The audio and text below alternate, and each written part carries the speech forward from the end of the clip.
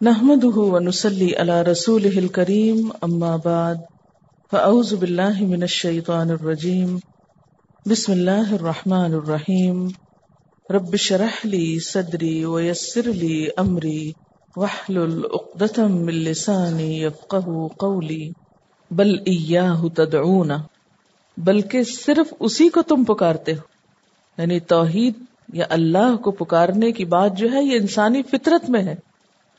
تکلیف کے وقت سب معبود گم ہو جاتے ہیں۔ فَيَكْشِفُ مَا تَدْعُونَ إِلَيْهِ إِن شَاءَ، پھر وہ کھول دیتا ہے تم سے جس چیز کی طرف تم اس کو پکارتے ہو اگر وہ چاہتا ہے، یعنی اگر وہ چاہتا ہے تو تمہاری تکلیف دور کر دیتا ہے۔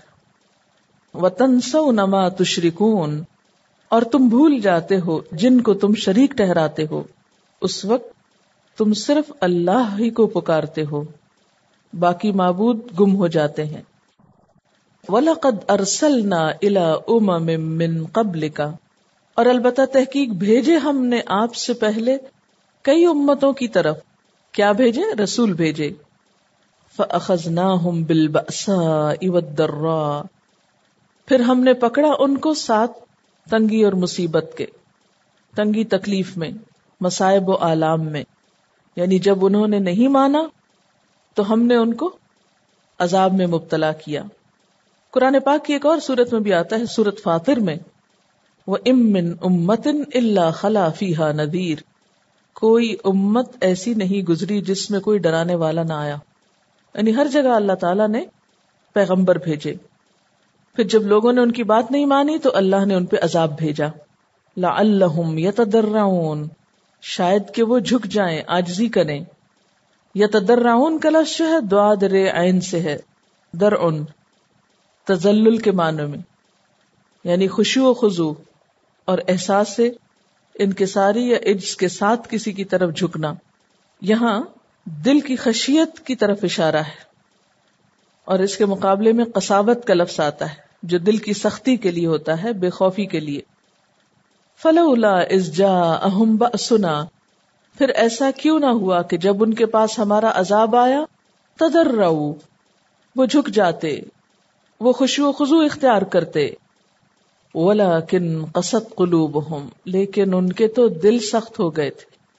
وَزَيَّنَ لَهُمُ الشَّيْطَانُ مَا كَانُوا يَعْمَلُونَ، اور شیطان نے ان کے اعمال ان کے لیے خوبصورت بنا دیے تھے، ان کی بدعمالیوں پر تعویلات کے خوبصورت غلاف پہنا دیے۔ خلاصہ یہ ہے ان آیات کا کہ اللہ تعالیٰ نے نبی صلی اللہ علیہ وسلم سے پہلے بھی مختلف قوموں کی طرف انبیاء بھیجے۔ جب لوگوں نے ان کی بات نہیں مانی تو ان پر مصیبتیں اور تکلیفیں بھیجی گئیں تاکہ وہ قوم سدھر جائے۔ پھر ایسا نہیں ہوا کہ وہ سدھرے، تو اللہ تعالیٰ پوچھتے ہیں کہ ایسا کیوں نہیں ہوا کہ جب ان پہ مصیبت آئی تو وہ آہوزاری کرتے؟ انہوں نے آہوزاری کیوں نہیں کی؟ عاجزی کیوں نہیں دکھائی؟ تضرع کیوں نہیں کیا؟ بلکہ اس کے برعکس کیا ہوا؟ وَلَكِنْ قَسَتْ قُلُوبُهُمْ، ان کے تو دل اور سخت ہو گئے، یعنی چھوٹی چھوٹی آزمائشوں اور تکلیفوں پر سدھرنے کی بجائے اور سنگ دل ہو گئے۔ اور کیا ہوا؟ وَزَيَّنَ لَهُمُ الشَّيْطَانُ مَا كَانُوا يَعْمَلُونَ، شیطان نے ان کے اعمال ان کے لیے اور خوبصورت بنا دیے، یعنی ہدایت حاصل کرنے کی بجائے، سنورنے کی بجائے اور بگڑ گئے۔ بسا اوقات ایسا ہوتا ہے کہ انسان پر کوئی مصیبت آتی ہے، کوئی تکلیف آتی ہے، کس لیے؟ تاکہ انسان اپنے رویے کی اصلاح کرے، لیکن اصلاح کی بجائے اگر کوئی شخص اس مصیبت کی تعویل کر لے، اس کی وجہ کچھ اور قرار دے، مثلاً یہ کہ زمانے کے حوادث، طبعی حالات، فزیکل چینجز، ویدر کی چینجز وغیرہ وغیرہ، ادھر ادھر کی باتیں کر کے اس مصیبت کو مصیبت نہ سمجھے، اللہ کی آزمائش نہ سمجھے، تو پھر کیا ہوتا ہے؟ دل سخت ہو جاتے ہیں اور اپنے برے اعمال بھی اچھے لگنے لگتے ہیں۔ اپنی غلطیوں پہ انسان پردہ ڈالنے لگتا ہے، اپنی غلطیوں کو خوبصورت بنا کے دکھاتا ہے۔ یعنی آپ اس کو یوں سمجھیں کہ جب ایک انسان غلط طرف جانے لگتا ہے تو اللہ تعالیٰ اس کی رسی کھینچتا ہے کہ دیکھو سنبھلو۔ وہ انسان اس ٹھوکر پہ سنبھلنے کی بجائے اس پہ کان نہیں دھرتا کہ یہ کیوں ہوئی، وہ کیا کرتا ہے؟ اپنی غلطی کو ماننے کی بجائے اس کی تعویل کر لیتا ہے. نتیجہ کیا ہوتا ہے کہ بار بار کی غفلت سے پھر دل بے حس ہو جاتا ہے، انسان کے اندر سے احساس گناہ بھی ختم ہو جاتا ہے، غلطی کا احساس بھی ختم ہو جاتا ہے. تو بات یہ ہے کہ ہم چونکہ قرآن سے تعلق نہیں رکھتے، اس لیے ہم اپنی دنیا میں مست ہیں. کیا ہو رہا ہے، کیا ہونے والا ہے، کیا ہوگا، کیا نہیں ہوگا، ہمیں اس سے کوئی غرض نہیں، کوئی پرواہ نہیں. کیونکہ اللہ تعالیٰ چھوٹے چھوٹے عذاب بھیجتا ہے، قوموں پر بھی، افراد پر بھی چھوٹی چھوٹی آزمائشیں آتی ہیں کہ یہ اب پلٹ آئے، اللہ کی طرف لوٹے، اب اپنے گناہوں کی معافی مانگے، اب رجوع کر لے. لیکن بار بار کی ٹھوکروں سے بھی جب انسان اللہ کی طرف نہیں جاتا تو پھر بے حسی طاری ہو جاتی ہے اور انسان اپنی برائیوں کی خوبصورت تعویل کر لیتا ہے. شیطان اس کی غلطیاں بہت اچھی بنا کے دکھاتا ہے. اب عذاب کی ایک اور شکل آتی ہے، فَلَمَّا نَسُوا مَا ذُكِّرُوا بِهِ، پھر جب وہ بھول گئے جس کی انہیں نصیحت کی گئی تھی، یعنی اللہ کی تعلیمات کو انہوں نے بھلا دیا، فتحنا علیہم ابواب کل شیء، تو ہم نے ان پہ ہر چیز کے دروازے کھول دیے، دنیا کے رزق کی فراوانی کر دی. اب وہ اور بھول گئے کہ اللہ تو ہم سے راضی ہے، ورنہ ہمیں یہ سب کچھ کیوں ملتا. تو ان آیات میں اللہ تعالیٰ دراصل اپنے مواخذے کا قانون بتا رہا ہے کہ جب کسی قوم میں اللہ کی نافرمانی کا آغاز ہوتا ہے تو اللہ تعالیٰ پہلے ان پہ ہلکے ہلکے عذاب نازل کرتا ہے. مثلا قحط سالی، خشک سالی، کوئی وبا، کوئی اور مصیبت. یہ دراصل ایک وارننگ ہوتی، ایک تنبیہ ہوتی، تاکہ لوگ اللہ کی بڑی پکڑ سے ڈر جائیں اور اس کی طرف توبہ کریں، اس کے حضور متوجہ ہوں. جب وہ توبہ کرتے ہیں تو عذاب ٹال دیا جاتا ہے. قوم یونس پر کیا ہوا تھا؟ عذاب ٹال دیا گیا تھا نا. اور اگر لوگ پھر بھی باز نہیں آتے تو اللہ تعالی دنیا کی دولت ان پہ عام کر دیتے ہیں. اس دولت کو پا کر وہ اور پھول جاتے ہیں. وہ سوچتے ہیں کہ ہم نے تو کوئی غلطی کی ہی نہیں، اور پھر وہ دنیا کی عیش و عشرت میں اتنے مگن ہو جاتے ہیں، اللہ کو بالکل بھول جاتے ہیں، یعنی وہ رہی صحیح کسر بھی نکل جاتی. پھر ایسی قوم اس لائق ہوتی ہے کہ بس اب اس کو پکڑ لیا جائے، اور یوں اللہ کا عذاب اچانک آ کے ان کو دبوچ لیتا ہے. حتی اذا فرحوا، یہاں تک کہ جب وہ خوش ہو گئے. کس پر؟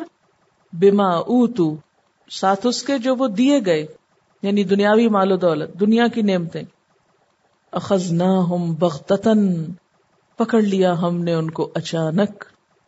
فاذا ہم مبلسون، تو اب ان کا حال یہ تھا کہ ہر خیر سے مایوس ہو گئے. اب آئی شامت. فقطع دابر القوم الذین ظلموا، تو کاٹ دی گئی جڑ ان لوگوں کی جنہوں نے ظلم کیا. والحمد للہ رب العالمین، اور سب تعریف اللہ کے لیے ہے جو رب ہے سارے جہانوں کا. یعنی جو شخص اللہ کی تنبیہ کو نظر انداز کر دے، اللہ اس کے لیے آسانی لے آتا ہے. جب وہ مطمئن ہو جاتا ہے تو پھر اس کی غفلت میں اس کو پکڑتا ہے. نبی صلی اللہ علیہ وسلم نے فرمایا، جب تم دیکھو کہ اللہ نافرمانیوں کے باوجود کسی قوم کو اس کی خواہشات کے مطابق دنیا دے رہا ہے تو یہ دراصل استدراج ہے، ڈھیل دینا. پھر آپ صلی اللہ علیہ وسلم نے یہی آیت تلاوت فرمائی. یعنی ایک قوم اللہ کی نافرمان بھی ہے، اس کے باوجود بہت پھل پھول رہی، تو یہ اللہ کا قانون استدراج ہے. تو پتہ یہ چلتا ہے کہ دنیاوی ترقی اس بات کی ضمانت نہیں، اس بات کی دلیل نہیں کہ جس قوم کو حاصل ہو وہ اللہ کی بہت پیاری ہے. آپ نے موہنجو دڑو اور ہڑپا اور انڈس ویلی کی جو سویلائزیشن ہے اس کے بارے میں دیکھا کہ کس قدر ترقی یافتہ لوگ تھے، کیسا زبردست تمدن تھا. وہ جیولری جو اس وقت وہ پہنتے تھے آج بھی ہمارے ہاں فیشن کا ذریعہ سمجھی جاتی، لیکن کس طرح ختم ہوئے کہ سب کچھ ریت میں دب کے رہ گیا، پورے کا پورا تمدن ختم ہو کر رہ گیا. فقطع دابر القوم الذین ظلموا، ظالم قوم کی پھر جڑ کاٹ دی جاتی ہے. اللہ تعالی کا عذاب جو ہوتا ہے وہ ایسی قوم پر آتا ہے جو دراصل ایک زہریلے درخت کی طرح ہوتی ہے، جس سے محض زہریلے پھلوں کے علاوہ اور کچھ حاصل نہیں ہوتا. ایسا درخت جو بگاڑ کی اس حد کو پہنچ جائے پھر اس کی جڑ تک کاٹ دی جاتی ہے. یہ جڑ کاٹنے کے تصور کو آپ درخت سے ہی سمجھ سکتے ہیں. مثلاً کوئی پودا ہے، اس کے اوپر شاخوں پہ یا پتوں پہ کچھ لگ گیا، آپ کیسے علاج کرتے ہیں؟ اسپرے وغیرہ کرتے ہیں. پھر آپ دیکھتے ٹھیک ہو گیا تو ٹھیک، ورنہ اتنا حصہ کاٹ دیتے تاکہ باقی پودا بچ جائے. اگر تو باقی بچ جائے اس کے کاٹنے سے تو ٹھیک، ورنہ آپ کیا کرتے ہیں؟ پھر صرف تنا نہیں کاٹتے، جڑ بھی کاٹتے، پوری طرح ایلیمینیٹ کر دیتے، مکمل صفائی کر دیتے. کیوں؟ اس لیے کہ پھر اس کی وجہ سے باقی پودوں کے بھی خراب ہونے کا ڈر ہوتا ہے، یعنی اس بیماری کے باقی زمین میں بھی پھیلنے کا اندیشہ ہوتا ہے. اس لیے قطع دابر القوم الذین ظلموا، اور ایسے موقع پر والحمد للہ رب العالمین، جب ایسے پودوں کی صفائی ہو جاتی ہے تو انسان کیا کہتا ہے؟ الحمد للہ کہ ختم ہو گئے، ورنہ یہ تو سب کو تباہ کر دیتے. ایسے لوگ اور ایسی قومیں کہ جب تباہ ہوتی ہیں تو اللہ کی مخلوق سکھ کا سانس لیتی کہ شکر اللہ کا کہ ختم ہوئے.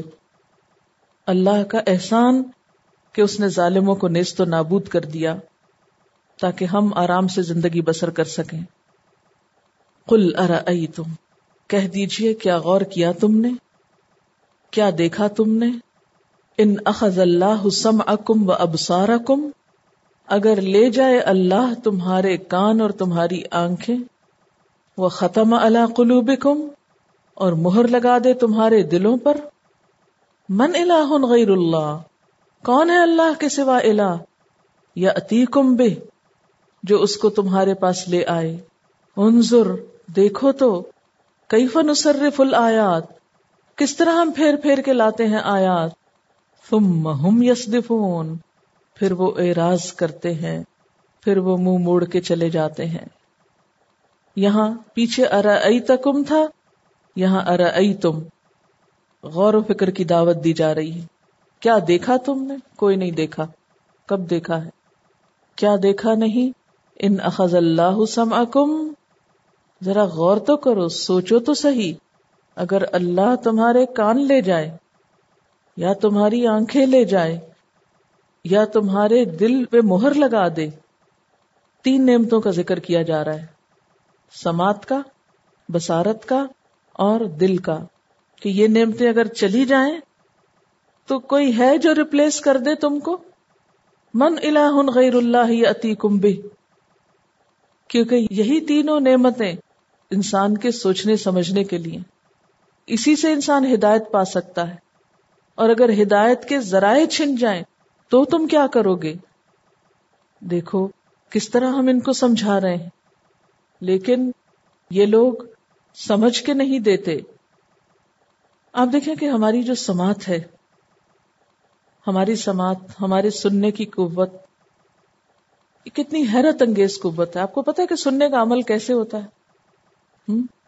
آواز سے، یہ جو ہماری آواز نکلتی ہے نا، اس سے ہوا میں لہریں پیدا ہوتی ہیں، وائبریشن ہوتی. وہ لہریں ہمارے کان تک پہنچتی ہیں اور کان کے پردے سے آ کے ٹکراتی ہیں.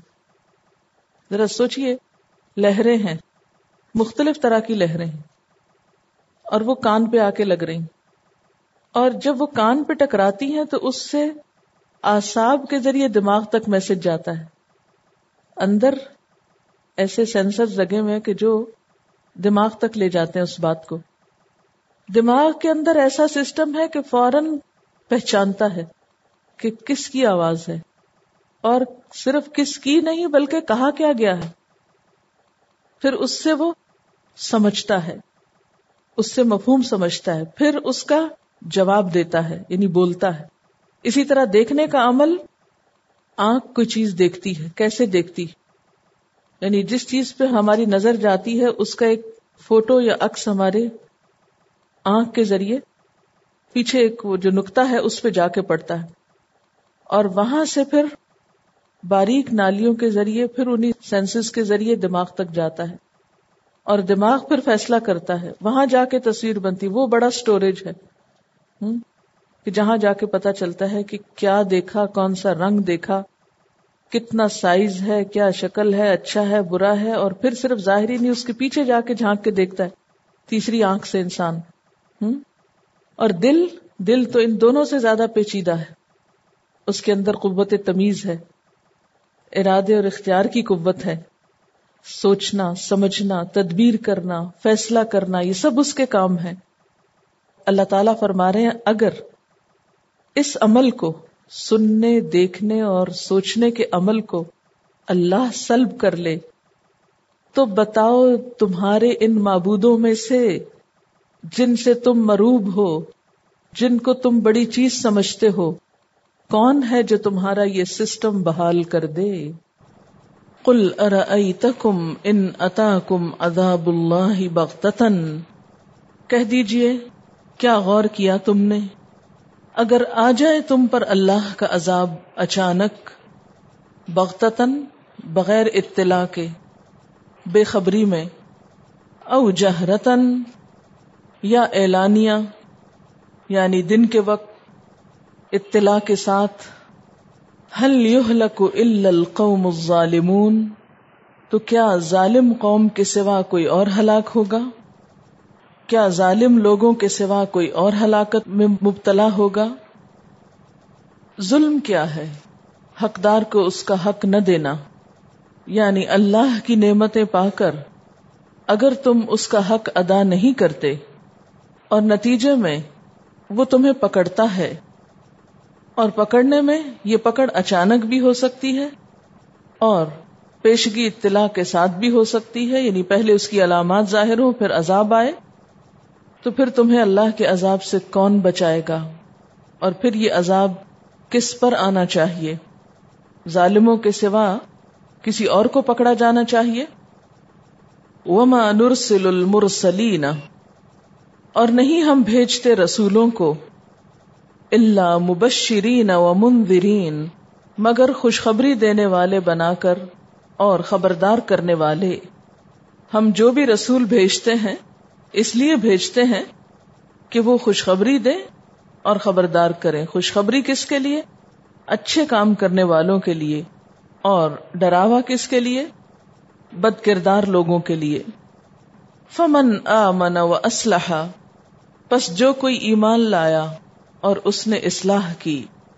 کس کی اصلاح؟ اپنے طرز عمل کی، اپنے رویے کی. فلا خوف علیہم ولا هم يحزنون، ایسے لوگوں پر نہ کوئی خوف ہوگا اور نہ وہ غمگین ہوں گے. والذین کذبوا بآیاتنا، اور وہ لوگ جنہوں نے ہماری آیات کو جھٹلایا. یمسہم العذاب، ان کو عذاب چھو لے گا. بما کانوا یفسقون، کیونکہ وہ نافرمانی کرتے رہے. جو ہمارے احکامات کو، معجزات کو، نشانیوں کو جھٹلا دیتے ہیں انہیں عذاب پکڑ کر رہے گا. کیوں پکڑے گا؟ کیونکہ وہ نافرمان تھے. قل لا اقول لکم عندی خزائن اللہ، کہہ دیجئے میں نہیں تم کو کہتا کہ میرے پاس اللہ کے خزانے ہیں. ولا اعلم الغیب، اور نہ میں غیب جانتا ہوں. ولا اقول لکم انی ملک، اور نہ میں یہ کہتا ہوں کہ میں فرشتہ ہوں. ان اتبع الا ما یوحى الی، میں تو اسی چیز کی پیروی کرتا ہوں جو میری طرف وحی کی جا رہی ہے. قل، آپ کہہ دیجئے، هل يستوي الاعمى والبصیر، کیا اندھا اور دیکھنے والا برابر ہو سکتے ہیں؟ افلا تتفکرون، کیا پھر تم غور و فکر سے کام نہیں لیتے، غور نہیں کرتے؟ نبی صلی اللہ علیہ وسلم نے جب لوگوں کو اسلام کی دعوت دی تو ان کے ذہن میں بار بار یہ خیال آتا تھا کہ یہ وہ شخص ہے جو 40 سال ہمارے ساتھ رہا ہے، ہمارے سامنے پیدا ہوا، ہمارے سامنے عام انسانوں کی طرح رہ رہا تھا. اب بھلا یہ کیا بات ہوئی کہ یکا یک اٹھ کر اس نے لوگوں کو اللہ کی آیات سنانا شروع کر دی؟ ہمیں تو اس میں کوئی بھی انوکھی بات نظر نہیں آتی. اسی لیے وہ آپ سے مطالبے کرتے تھے کہ آپ ہمیں غیب کی خبریں بتائیں، آپ کے ساتھ فرشتے کیوں نہیں، یا خود آپ کو ہی فرشتہ ہونا چاہیے تھا، یا آپ کے پاس بہت زیادہ مال و دولت ہونی چاہیے تھی۔ اور یہ ایک حقیقت ہے کہ ہر معاشرے کے اندر دین کی تعلیم دینے والے، اللہ کی بات بتانے والوں سے اسی قسم کی توقعات رکھی جاتی ہیں کہ وہ غیر معمولی قسم کے لوگ ہوں، غیر معمولی قسم کے کام کیا کریں، ان سے عجیب و غریب چیزیں صادر ہونی چاہیے، اٹھتے بیٹھتے انہیں کرامات پیش کرنی چاہیے تاکہ لوگوں کو ان کی باتوں کا یقین آ سکے۔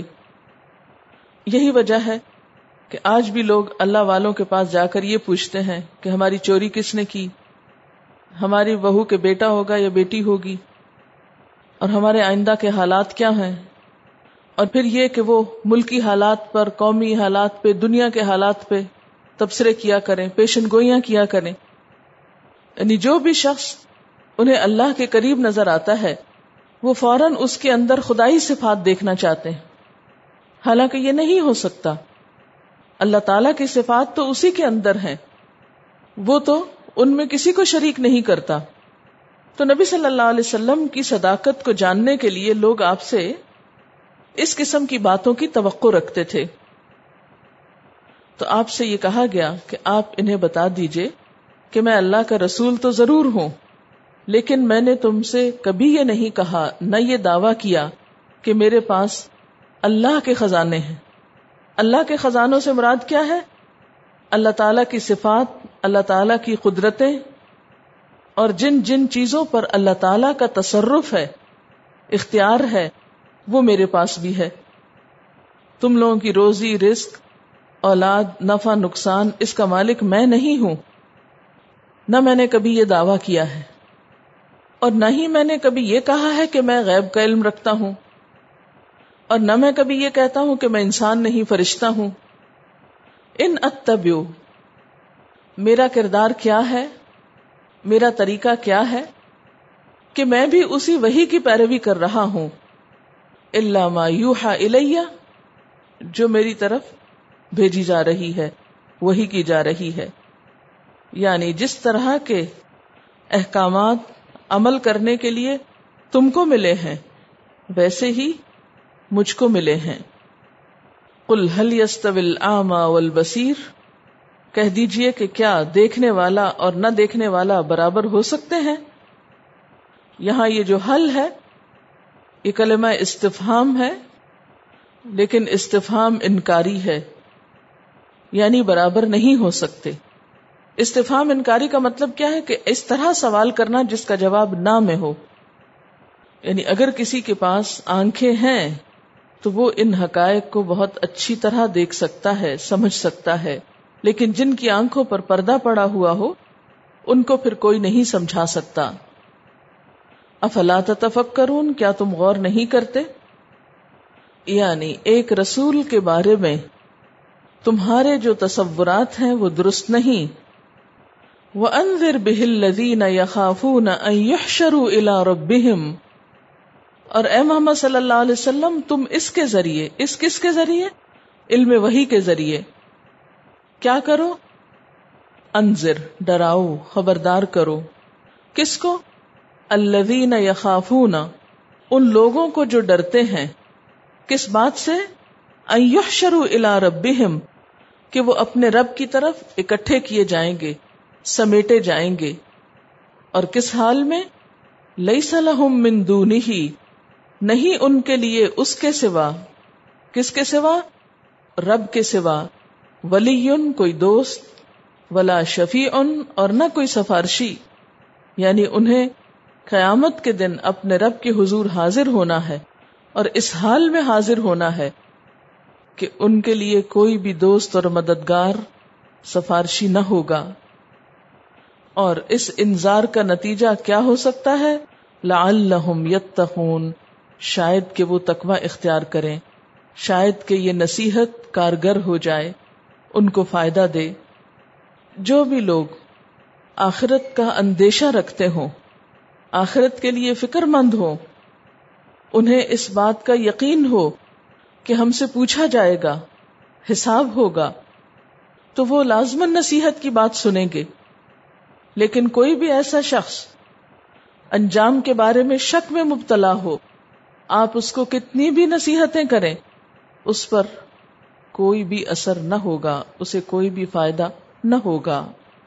وَلَا تَطْرُدِ الَّذِينَ يَدْعُونَ رَبَّهُمْ بِالْغَدَاةِ وَالْعَشِيِّ، اور نہ تم ہٹاؤ، نہ تم پھینکو، نہ تم دھتکارو. کس کو؟ الذین، ان لوگوں کو، یدعون ربہم، جو اپنے رب کو پکارتے ہیں. کب؟ بالغداۃ، صبح کے وقت، والعشی، اور شام کے وقت. وہ کیا چاہتے ہیں؟ یریدون وجہہ، وہ اس کی رضا چاہتے ہیں. اس آیت کے پس منظر کو سمجھنے کے لیے ایک روایت آپ کے سامنے رکھتی ہوں. صحیح مسلم کی روایت ہے. حضرت سعد بن ابی وقاص فرماتے ہیں کہ ہم 6 آدمی آپ صلی اللہ علیہ وسلم کے پاس تھے، تو مشرکین نے آپ سے کہا کہ ان لوگوں کو اپنی مجلس سے نکال دو، ان کے ہوتے ہوئے ہم نہیں آ سکتے، تاکہ یہ ہم پر جرأت نہ کریں، کیونکہ یہ نیچ لوگ ہیں، اگر ہم ان کے برابر بیٹھ جائیں تو یہ بہت دلیر ہو جائیں گے اور یہ ہماری عزت نہیں کریں گے، اس لیے ہم ان کے برابر نہیں بیٹھ سکتے، جہاں یہ ہو وہاں ہم نہیں آ سکتے. اور وہ 6 آدمی یہ تھے، میں خود یعنی سعد بن ابی وقاص، عبداللہ بن مسعود، حذیل کا ایک آدمی، حضرت بلال، اور 2 آدمی جن کا میں نام نہیں لیتا.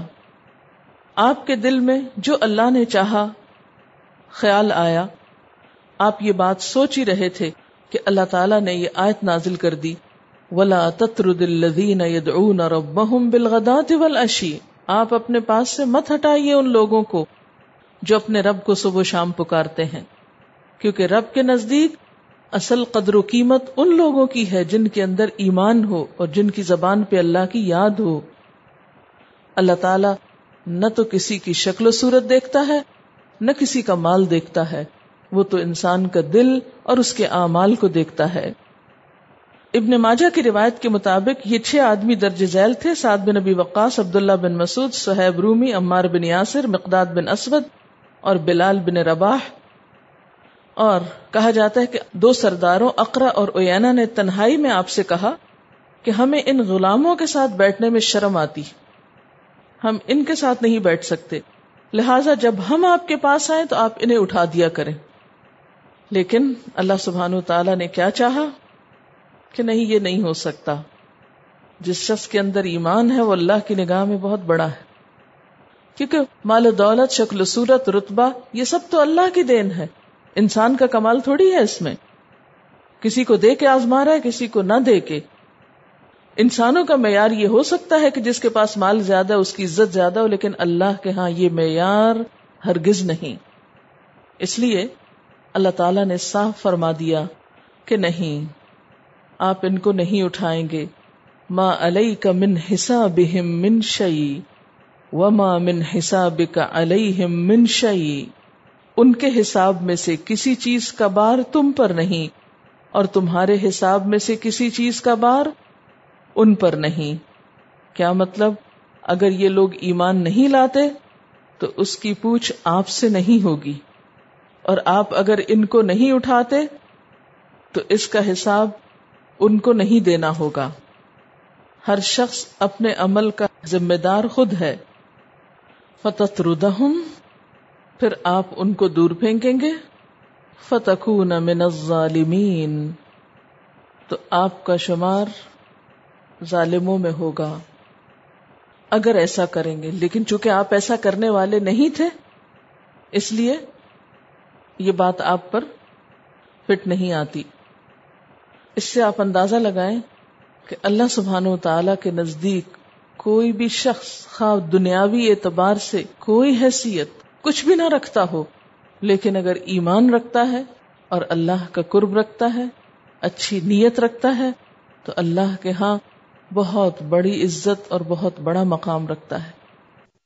وآخر دعوانا ان الحمد للہ رب العالمین. سبحانک اللہم وبحمدک نشہد ان لا الہ الا انت نستغفرک ونتوب الیک. السلام علیکم ورحمۃ اللہ وبرکاتہ.